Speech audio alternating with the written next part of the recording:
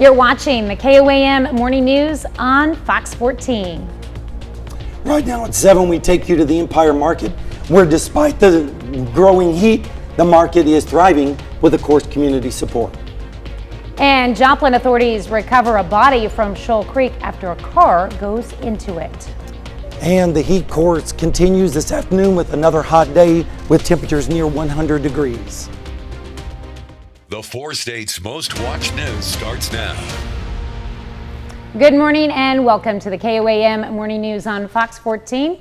I'm Tanya Bach. And I'm meteorologist Sam Lane sitting in for the vacationing Chris Warner this morning at 7 o'clock, finally on this Friday morning. All right, well, you know, it is very hot outside. It is. That's for sure. Especially with the humidity. And I think that's what the big thing has been. Of course, with the scattered showers this morning, that's going to add to the dew points and making it feel more uncomfortable. And that's why we have heat advisories in effect for a large part of our area. But you know, Tanya, it could be much worse out there. And you need to stay protected. Right. When temperatures are close to triple digits, keeping your body cool is hard. However, keeping a garden cool can be even harder. That's right. KOAM's Jasmine Knight visits Joplin's Empire Market to learn the challenge of how to garden in this kind of heat. With high temperatures for the remainder of the summer, you may think that raising a garden would be challenging. However, the Empire Market knows all the right tricks to prevent dehydration in plants. Remember that underneath our soil is moister than on top. So right now, today, we have a very windy, very hot day, and so the top soil is going to appear extremely dry. If we insert our finger just 2-3 inches into the soil and you still aren't finding moisture, then your plant is needing water. Despite popular beliefs, most plants won't die from the summer heat. Instead, they bolt, which is when they produce flowers and seeds instead of fruit. To combat this, Rachel Lynch suggests sunshades. Is if your plants are getting that intense afternoon to evening sun, whenever it is the hottest, you can throw shade cloths over them, and that really helps them not feel the heat as intently. In addition to building community through food, the Empire Market also hosts a multitude of events. We're going to be building a shade structure, more garden beds are in our future, art projects.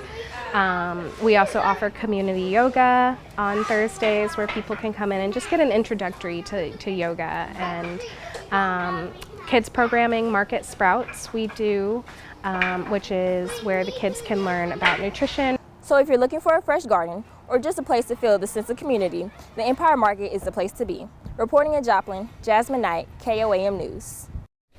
Well, the Empire Garden hosts Open Garden every Thursday from 10 a.m. to 2 p.m. Those gardens are going to need some water. Yeah, they are.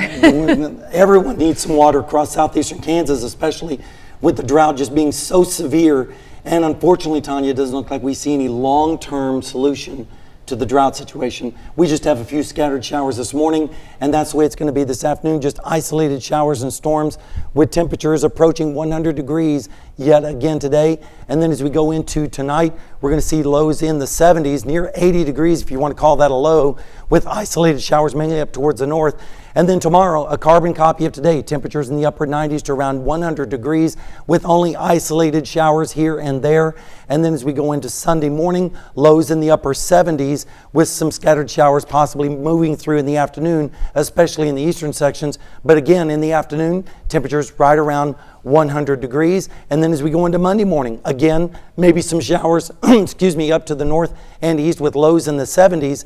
And then as we go over the next 7 days, take a look at this, 99 today, 98 tomorrow, so we have alert days in effect, 100 on Saturday or Sunday, and then as we start Monday, Tuesday, and Wednesday, possible alert days in effect with temperatures over 100 degrees, 103 by Wednesday, that's a scorcher, 101 on Thursday, and then we start to cool off a little bit on Friday with increasing clouds, only 99, and then on Saturday and Sunday of next weekend, maybe a little bit cooler with some scattered showers starting to come into our forecast, especially as we go into Saturday afternoon, and then a better chance of storms on Sunday afternoon as the ridge of high pressure kind of shifts back towards the west and puts us in a northwesterly flow pattern, which is a little bit climatologically a little bit cooler for us with temperatures only in the mid-90s, which is actually still a little bit above normal. So the drought continues as well as the heat, and of course I'll have more details on that in our forecast coming up in just a little bit. Tanya?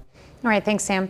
Authorities arrest a man in Monette, Missouri for attempting to kidnap a Monette woman. Around 6 a.m. yesterday morning, Monette police officers responded to a business located in the 800 block of East Cleveland Avenue.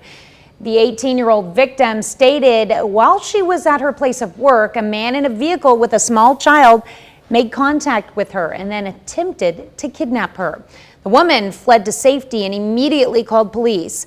Authorities identified and arrested 34-year-old Aaron Michael Fryer of Pierce City. He's now charged with second-degree kidnapping and first-degree endangering the welfare of a child. Authorities in Joplin recover a body after a vehicle goes into Shoal Creek. Emergency crews responded to reports of a submerged SUV around 2:30 Thursday afternoon at the west end of McIndoe Park. It appears the vehicle drove through a private driveway in a wooded area before going into the water. As soon as it went in the water, kayakers paddled to the SUV to try to contact the person inside. When emergency crews were able to get to the vehicle, they recovered the body of a man that was inside. Authorities have not yet given the name of the victim. Cherokee County deputies arrest a man who had barricaded himself in a camper outside of a home in Weir, Kansas. 46-year-old Sean Galloway from West Mineral, Kansas, had multiple outstanding warrants, including a felony aggravated child endangerment charge. Deputies found him on Thursday afternoon. After a brief standoff and a canine officer ready to deploy, Galloway surrendered. He is now at the Cherokee County Jail. Northeast Oklahoma man dies in a tractor crash. It happened on South 560 Road just west of Fairland, Oklahoma. The Highway Patrol says 82-year-old Carl Merritt of Fairland was on the tractor when it crashed, but they don't have many more details. Merritt was pronounced dead at the hospital. Next week, Parsons residents will go to the ballot box to decide whether to renew a public safety sales tax. According to the city of Parsons, the tax supports funding competitive pay to retain experienced police officers and firefighters and to pay for training. It also helps buy vehicles and other critical equipment. The tax has been in place for more than a decade, and now the city is asking for a 10-year renewal. For every dollar spent in the city of Parsons, half a cent goes to the public safety sales tax. Last year, almost $1 million was generated through it. When it adds up, it's quite a big impact to our budget and everything that we can do to help the city. If we did not have that as a revenue source, well, then the equivalent would be, if we wanted to maintain services at the same level, we would have to raise our millage rate on property tax. Nobody wants to pay more property taxes, including me and the rest of my staff. According to a recent Parsons Police Community Survey, more than 60% of the 750 survey respondents support a public safety sales tax. Voters will decide that tax question next Tuesday.